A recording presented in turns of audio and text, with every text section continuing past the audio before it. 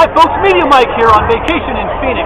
You can tell by the beard I must be on vacation. If you want to know more about this, you can always visit MediaMike.com. But for today's watcher, I've got to tell you about 5 easy steps to your freedom. 5 easy steps for your freedom. I look very close. Whoa! Look, 5 easy steps. Number 1, stop direct deposit. If your employer is depositing your check, they're automatically creating another 90% in the bank out of thin air that they're going to turn around and loan and say that your children have to pay back. If you don't deposit, they can't create it out of thin air. So stop your direct deposit. Get a paycheck. When you get your paycheck, cash the check. Don't make a deposit. Every deposit made is money created out of thin air to further enslave you and your children and your grandchildren. It's time to stop the lunacy. Cash your check. Number 3, this rolls on as a corollary to number 1 and 2. Don't make bank deposits.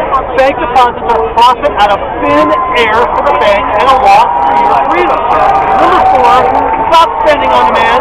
Just because TV tells you, oh, it's Valentine's Day, you've got to buy a dozen roses, does not mean you have to buy a dozen roses.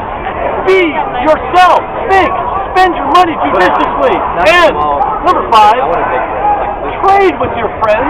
What a great way to get to know who they are and what they do. Barter. Hey, I need a joint. You need a cucumber. I grow cucumbers. You got joint. Here's yours. Trade with your neighbor. Okay?